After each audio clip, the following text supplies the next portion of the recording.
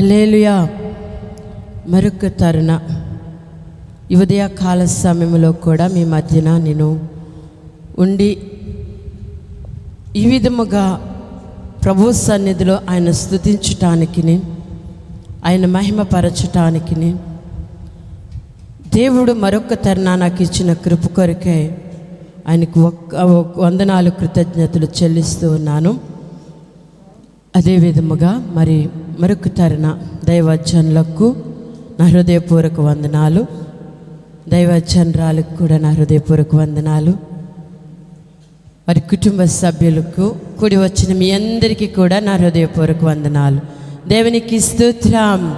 హల్లెలూయా. అందరూ బాగున్నారు కదమ్మా? అందరూ బాగున్నారా? దేవుడు ఈ 2025వ సంవత్సరంలో ఈ ఫిబ్రవరి నెలలో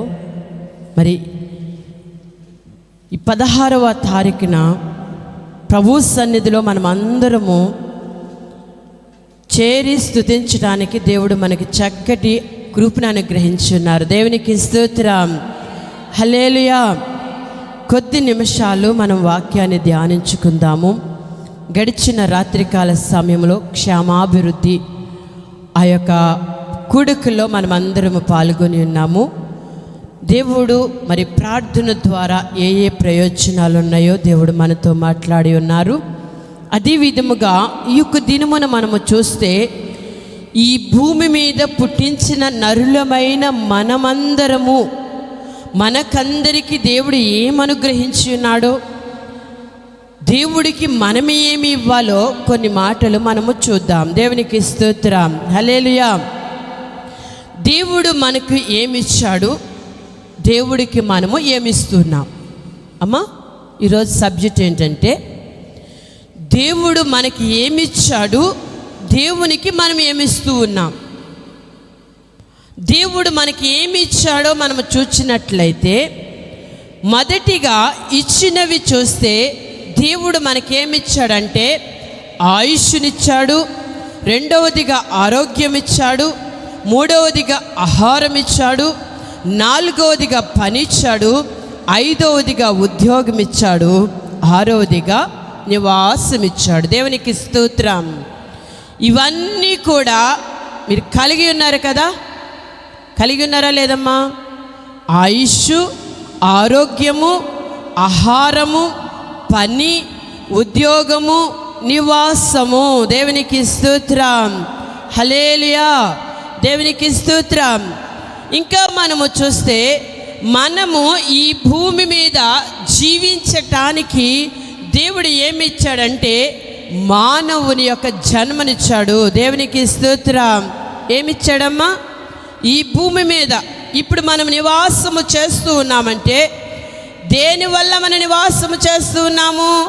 దేవుడు మనకిచ్చిన ఈ యొక్క మానవుని యొక్క జన్మను బట్టి. దేవునికి స్తోత్రం. హల్లెలూయా.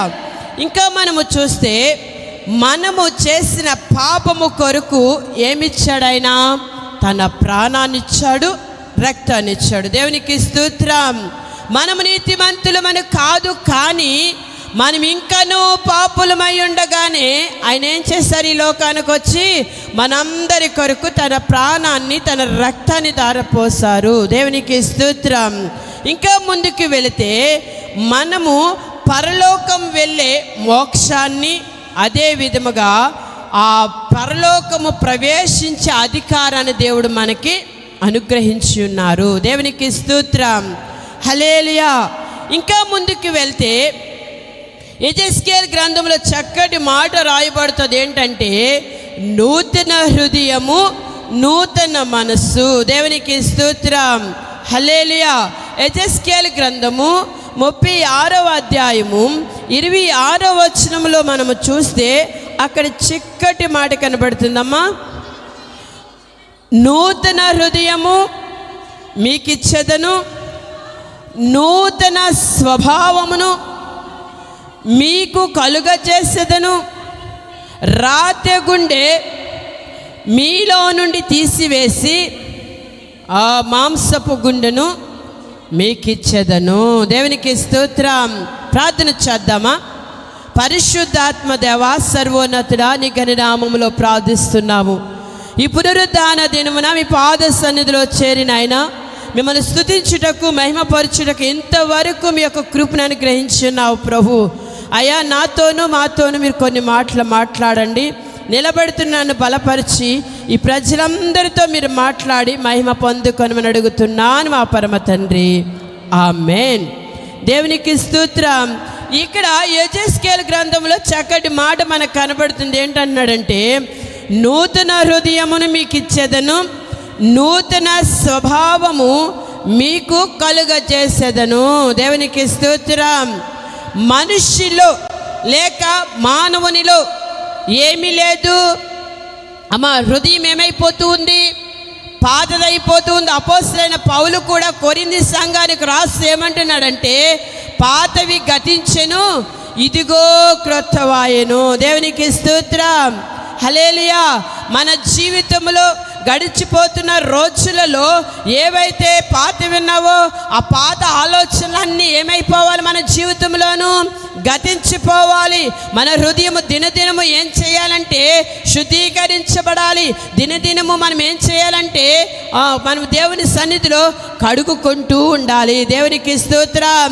అంతటి భక్తుడైన దావీదే మాట్లాడుతున్నాడు కదా, ఏమని? నాలో నువ్వు శుద్ధ హృదయము కలగ చేయమని మాట్లాడుతూ ఉన్నాడు. దేవునికి స్తోత్రం. మన హృదయం దినదినం ఏం చేయాలి? కడుగుకుంటూ ఉండాలి. ఇక్కడ అందుకే మాట్లాడుతున్నాడు, మన హృదయం ఏమైపోతూ ఉందంటే రాతి బారిపోతూ ఉంది. దేవునికి స్తోత్రం. రాతి బారిన యొక్క మరి గుండెకి ఏం కావాలంట అమ్మా? రాతి బారిపోయిన మన యొక్క హృదయానికి ఏం కావాలి? మాంసపు ముద్ద కావాలి. మాంసపు ముద్ద కావాలంటే ఏం చేయాలంటే వాక్యం అనే సుత్య ద్వారా మనం దినదినము ఏం చేయబడాలి? సరి చేసుకుంటూ ఉండాలి. దేవునికి స్తోత్రం. నూతన హృదయం మీకు ఇచ్చేదను, నూతన స్వభావమును మీకు కలుగజేసేదను. దేవునికి స్తోత్రం. దేవుడు మనకేమిస్తాడంటమ్మా? నూతన హృదయము ప్లస్ నూతన స్వభావము. ఈరోజు నూతన హృదయము కలిగి నూతన స్వభావము కలిగి మరి దేవుడు ఈ రానున్న కాలంలో మీ జీవితాల్లో ఏదైతే మీరు ఆశిస్తూ ఉన్నారో అది దేవుడు మీకు అనుగ్రహించే దేవుడుగా ఉన్నాడు. దేవునికి స్తోత్రం. ఇంతవరకు మనం చూసామేంటంటే దేవుడు మనకి ఇచ్చినవి ఏమిచ్చాడవి చెప్పాను కదా నేను. ముందుగా ఏమిచ్చాడు? ఆయుష్, ఆరోగ్యము, పని, ఉద్యోగము, ఆహారము, నివాసము. ఇంకా ఇవన్నీ మీకు చెప్పి ఉన్నాను కాబట్టి కిందికి వెళితే మనము దేవునికి ఇవ్వవలసినవి కొన్ని ఉన్నాయా లేవా అమ్మా? ఉన్నాయా లేవా? మన బిడ్డల్ని మనము కంటాము. కన్న బిడ్డల పట్ల మనం ఎంత ఆశపడుతూ ఉంటాము, అవునా కదా? మనం ఒక ఉన్నతమైన స్థితిలో వారిని ఉంచాలని, ఉన్నతమైన స్థితిలో వారిని పెంచాలని, మంచి భవిష్యత్తు వారికి ఇవ్వాలని తల్లిదండ్రులుగా మనం ఆలోచిస్తూ ఉంటాము. కానీ నిన్ను పుట్టించిన దేవుడున్నాడు కదా, నిన్ను పుట్టించిన ఆయనకు కూడా నీ మీద అధికారం ఉంటుంది కదా, నీ మీద ఆశ ఉంటుంది కదా ఆయన. అందుకని ఇప్పుడు మనము చూస్తే ఇంతవరకు దేవుడు నీకు ఇచ్చినవి నువ్వు చూసావు, దేవుడికి ఇవ్వాల్సినవి కొన్ని ఉన్నవి. చూద్దాం. ముందుగా దేవునికి నువ్వేమి ఇవ్వాలో చూద్దాము. సామెతల గ్రంథం 23వ అధ్యాయం 26వ వచనం చూద్దాం. నా కుమారుడా,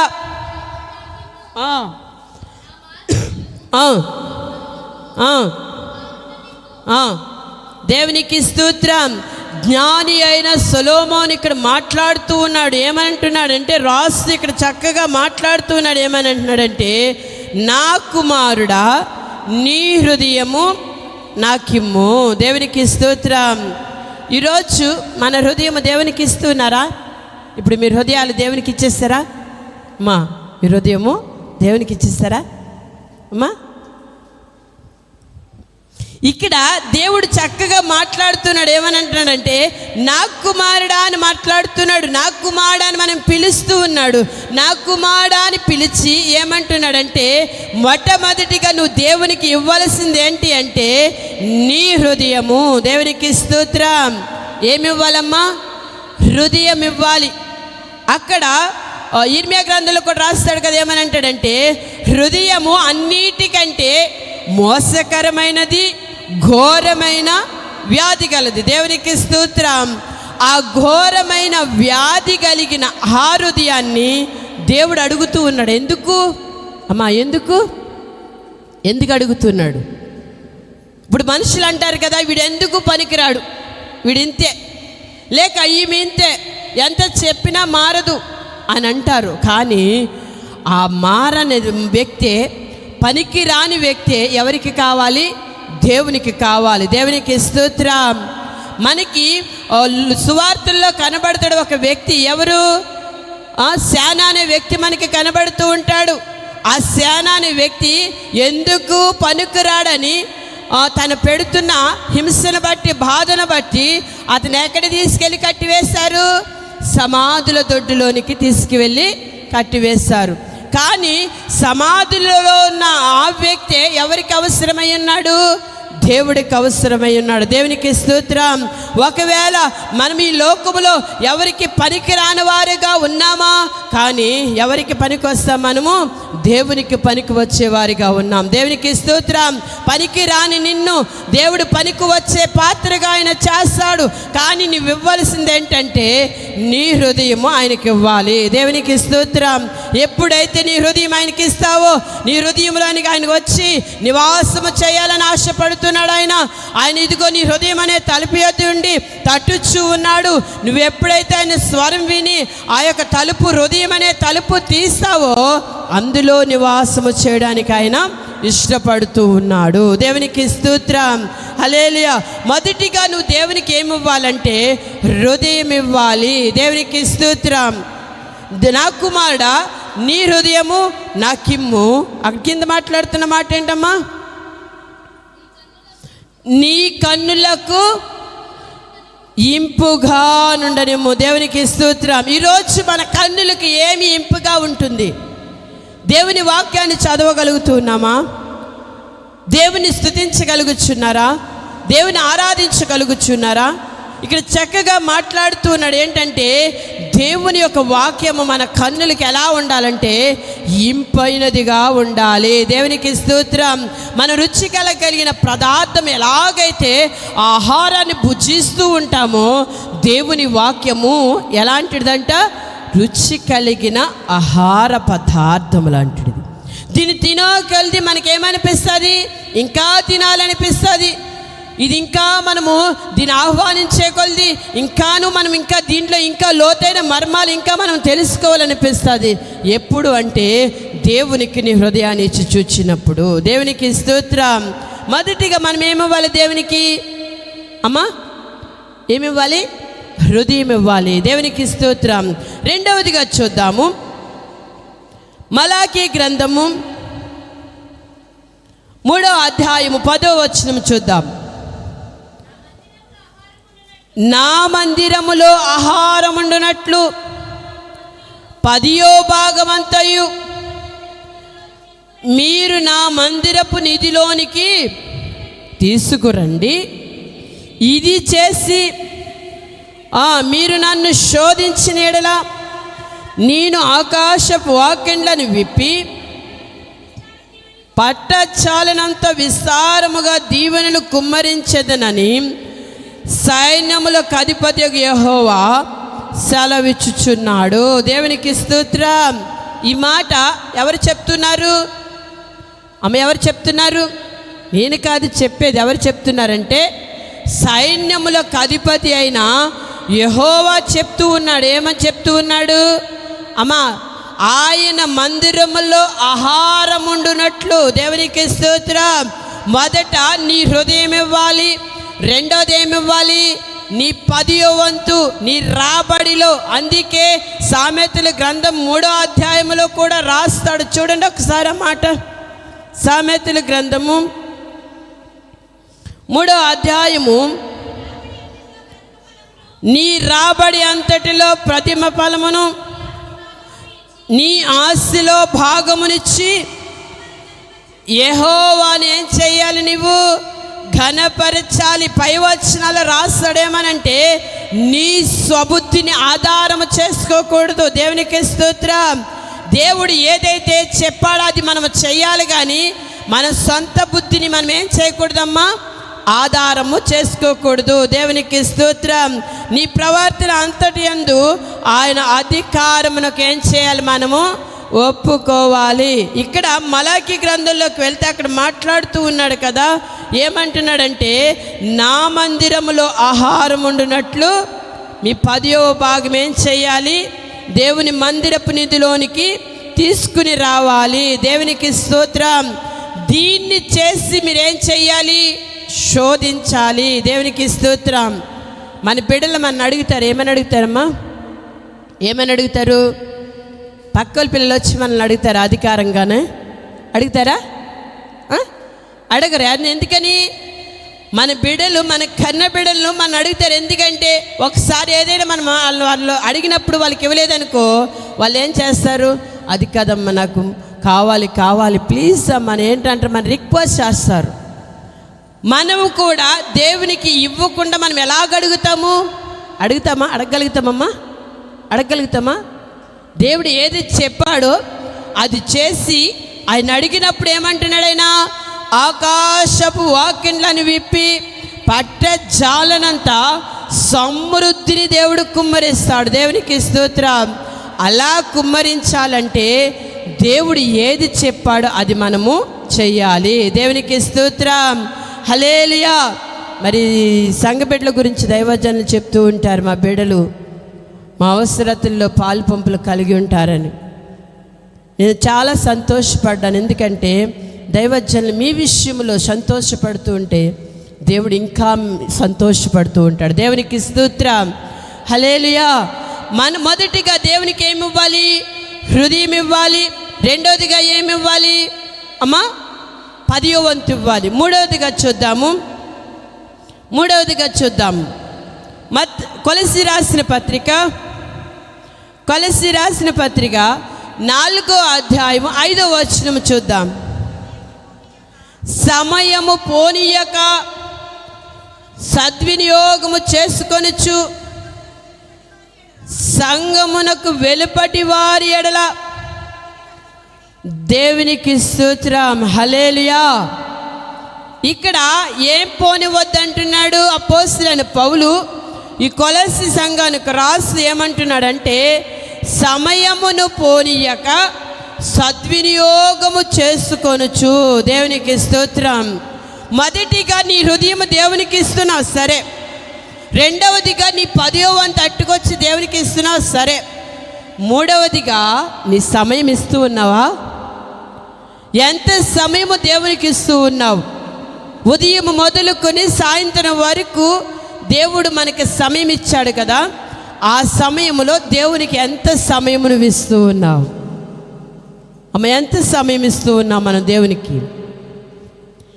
ఇక్కడ అంటున్నాడు కదా, సమయాన్ని పోనీయొద్దు, సద్వినియోగము చేసుకోనండి. సంఘము వెలుపటి వారి ఎడల మనం ఎలా ఉండాలంట అమ్మా? జ్ఞానము కలిగి. దేవునికి స్తోత్రం. సామెతల గ్రంథంలో రాస్తాడు కదా, జ్ఞానము కలిగిన స్త్రీ తన ఇల్లు కట్టును, 3 రాళ్ళు తన ఇల్లును తన చేతులతో ఏం చేస్తుంది? పెరికి వేస్తుంది. దేవునికి స్తోత్రం. జ్ఞానము కలిగిన స్త్రీ ఉన్నా లేకపోయినా ఆ కుటుంబాన్ని ఏం చేస్తుందంటే సర్దుకుంటూ ముందుకు వెళ్ళిపోతుంది. కానీ ఈ జ్ఞానం లేని స్త్రీ ఏం చేస్తుందంటే, ఏం చేస్తుందమ్మా? భర్త అది తేలేదనో లేక ఇది తేలేదనో గొడవ పెట్టుకుని మరీ తన కాపురాన్ని ఏం చేస్తుంది? కూలగొట్టేసుకుంటుంది. దేవుని బిడలమైన మనము, క్రైస్తవులమైన మనము ఎలా ఉండాలంటే జ్ఞానము కలిగి ఉండాలి. రాత్రి అందుకే మీకు మాట్లాడిన మాటలో బయట వారి సంగతి మనకు అనవసరము. బయటికి వెళ్ళిన వారు, మందిరంలోకి వచ్చిన వారు ఎలా ఉండాలి? బయటికి వెళ్ళిన తర్వాత బయట మందిరంలోకి వచ్చిన నీ ప్రవర్తన మందిరంలో ఎలాగైతే ఉంటూ ఉన్నావో బయటికి వెళ్ళిన తరువాత కూడా నీవు అలా ఉంటేనే ఏమవుతుంది? నీ ప్రవర్తన బట్టి అనేక మంది మార్చబడతారు. దేవునికి స్తోత్రం. అందుకే మరొకసారి యొక్క అపోస్తలుడైన పౌలు ఇక్కడ రాసి ఏమంటున్నాడంటే, సంఘము వెలుపటి వారి ఎడల మీరు ఎలా ఉండాలి? జ్ఞానము కలిగి ఉండాలి. దేవునికి స్తోత్రం. మనల్ని ఏం చేస్తారంటే, మందిరంలోకి వెళ్ళొచ్చిన వారిని అందరినీ వారు ఏం చేస్తారు? అబ్జర్వ్ చేస్తారు. దేవునికి స్తోత్రం. అమ్మా, అబ్జర్వ్ చేస్తారా చేయరా? ఇప్పుడు నేను మీకు వాక్యం చెప్తూ ఉన్నాను కదా. నేను ఒక్కరిదాన్నే నిలబడి వాక్యం చెప్తూ ఉన్నాను, కానీ మీరు ఎంతమంది నా వైపు చూస్తూ ఉన్నారు? అమ్మా, నేను ఇక్కడ నిలబడిందా నేను ఒక్కరిదాన్నే, కానీ మీరెంతమంది నా వైపు చూస్తూ వాక్యం వింటూ ఉన్నారు? అలాగే మనము మందిరంలోకి వచ్చిన మన ప్రవర్తన బయట వారు ఏం చేస్తారంటే గమనిస్తూ ఉంటారు. దేవునికి స్తోత్రం. హల్లెలూయా. దేవునికి స్తోత్రం. ఇక్కడ మనము చూస్తే మూడవదిగా మనం ఏం చేయాలంటే దేవునికి సమయాన్ని ఇవ్వాలి. దేవునికి స్తోత్రం. మూడవది ఏమి ఇవ్వాలమ్మా? మన సమయాన్ని ఇవ్వాలి. నాలుగవదిగా చూస్తే మత్తయి రాసిన సువార్త 25వ అధ్యాయము 16వ వచనం చూద్దాం. 25వ అధ్యాయం 16వ వచనము. 5 తలాంతులు తీసుకొనిన వాడు వెళ్ళి వాటితో వ్యాపారము చేసి మరి 5 తలాంతులు సంపాదించెను. అలాగుననే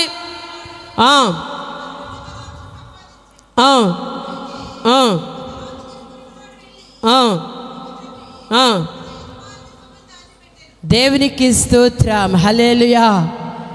చూడండి, దేవుడు మీకు మాకు కూడా ఏమిచ్చాడమ్మా?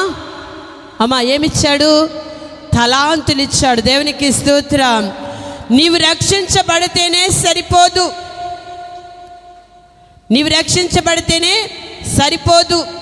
నీవు రక్షించబడిన నీ బిడ్డలు రక్షించబడాలి, నీ కుటుంబము రక్షించబడాలి, నీ బంధువులు రక్షించబడాలి. దేవునికి స్తోత్రం. అనేకులు రక్షించబడాలి. నీ ద్వారా ఏం చేయబడాలి? అనేకులు రక్షించబడాలి. ఇక్కడ 5 తలాంతులు ఇచ్చుకున్నవాడు ఏం చేస్తాడు? వెళ్ళి వ్యాపారము చేసి మరొక 5 తలాంతులు ఏం చేస్తాడు? అతను సంపాదించాడు. దేవునికి స్తోత్రం. మందిరానికి వస్తున్న మీరు, ఇంతకాలం నుంచి మందిరానికి వస్తున్న మీరు వచ్చి వెళ్ళిపోతే ప్రయోజనం ఎంత మాత్రము ఉండదు. వస్తున్న మీరేం చేయాలి? రక్షించబడిన మీరేం చేయాలంటే మీ కుటుంబాలను మీరు రక్షించుకోవాలి. దేవునికి స్తోత్రం. దేవుడు లెక్క అడుగుతాడు. ఏమడుగుతాడు లెక్క? అమ్మా, నేను రక్షించాను కదా, నువ్వెంతమందిని రక్షించా? అందుకే ఇక్కడ 5 తలాంతులను 2 తలాంతులను 1 తలాంతును పోల్చి చెప్తూ ఉన్నాడు. దేవుడు నీకు ఇచ్చిన అభిషేకమే కావచ్చు, దేవుడు నీకు ఇచ్చిన ఏదైనా సరే ఆశీర్వాదమే కావచ్చు, దాన్ని ఏ రీతిగా నువ్వు ఉపయోగిస్తూ ఉన్నావు? నువ్వు 5 తలాంతులు తీసుకుంటే మరొక 5 తలాంతులు ఏం చేశాడు? ఆ వ్యక్తి సంపాదించాడు. నీవు కూడా ఏం చేయాలంటే అభిషేకించబడిన నీవు అనేక మందిని దేవుని మందిరంలోనికి నడిపించే వ్యక్తిగా, దేవుని మార్గంలో నడిపించే వ్యక్తిగా నీవు కూడా ఉండాలి. దేవునికి స్తోత్రం. ఇది సరిపోదు. ఇంకాను ఏం చేయాలి? ఇంకానేం చేయాలి? రక్షించబడిన మీరు అనేకుల కొరకు ప్రార్థన చెయ్యాలి. దేవునికి స్తోత్రం. హల్లెలూయా. ఇది 5 తలాంతులు తీసుకున్న వ్యక్తి మరొక 5 తలాంతులు సంపాదించిన రీతిగా మనము కూడా ఏం చెయ్యాలి? అనేకులను రక్షించేవారుగా ఉండాలి. దేవునికి స్తోత్రం. ఇక్కడ ఈ భారము మీ దైవజనులది ఒక్కరిదే కాదు, వారి కుటుంబాందే కాదు, మీకు కూడా ఏముందమ్మా? బాధ్యత ఉంది. ఏమది? ప్రార్థన చేసేవారుగాను అనేకుల కొరకు ప్రార్థించేవారుగాను మీరందరూ ఉండాలి. దేవునికి స్తోత్రం. ఇంకా మనం ముందుకు వెళ్తే మరికొక మాట మనకు కనబడుతుంది. చూడండి, రోమియోలు రాసిన పత్రిక 12వ అధ్యాయము 1వ వచనం చూద్దాం. కాబట్టి సహోదరులారా, పరిశుద్ధమును దేవునికి అనుకూలమునైన సజీవ యాగముగా మీ శరీరములను ఆయనకు సమర్పించుకొనుడని దేవుని వాత్సల్యమును బట్టి మిమ్మును బతిమాలు కొనుచున్నాను. ఇటు సేవ మీకు యుక్తమైనది. దేవునికి స్తోత్రం. యుక్తమైనదంటే యుక్తమైనది అంటే మంచిది. దేవునికి స్తోత్రం. ఇక్కడ అపోస్తలుడైన పౌలు రోమా సంఘానికి మాట్లాడుతూ ఏమంటున్నాడంటే, కాబట్టి సహోదరులారా, పరిశుద్ధమును దేవునికి అనుకూలమునైన సజీవ యాగముగా మీ శరీరములను ఆయనకు సమర్పించుకొనుడి. దేవునికి స్తోత్రం. ఏం సమర్పించాలి? సజీవ యాగముగా మన యొక్క శరీరాన్ని ఏం చేయాలి? దేవునికి సమర్పించుకోవాలి. దేవునికి స్తోత్రం. దేవునిలో ఒక ప్రతిష్టత కలిగిన జీవితం మనం ఏం చేయాలమ్మా? జీవించాలి. ఇక్కడ అందుకే మాట్లాడుతూ ఏమంటున్నాడంటే, ఇట్టి సేవ యుక్తమైనది పైన అంటున్నాడు కదా. ఏమంటున్నాడు? మనల్ని బ్రతిమాలుతూ ఉన్నాడు. ఏమంటున్నాడమ్మా? అపోస్తలుడైన పౌలు బతిమాలుతూ ఉన్నాడు. ఏమనంటే, మీరు ఇలా ఉండండి, మీరు ఇలా ఉండాలి అని బతిమాలుతూ ఉన్నాడు. మొదటిగా మనం అడిగాము ఏంటంటే, మొదటిగా దేవునికి ఇవ్వాల్సిందేంటి? హృదయం ఇవ్వాలి. నువ్వు హృదయం ఇస్తున్నావు సరే. రెండవదిగా ఏమి ఇవ్వాలి? 10వ వంతు ఇస్తున్నావు సరే. మూడవదిగా ఏమి ఇవ్వాలి? సమయం ఇస్తున్నావు సరే. నాలుగవదిగా ఏమి ఇవ్వాలి? తలాంతులు ఇవ్వాలి, ఇస్తున్నావు సరే. 5వదిగా నువ్వేమి ఇవ్వాలి? ఇవన్నీ ఇచ్చి మన శరీరాన్ని మన శరీర ఆలోచనలను, మన శరీర తలంపులను మనము మార్చుకోకపోతే ఎంత మాత్రము ప్రయోజనము ఉండదు.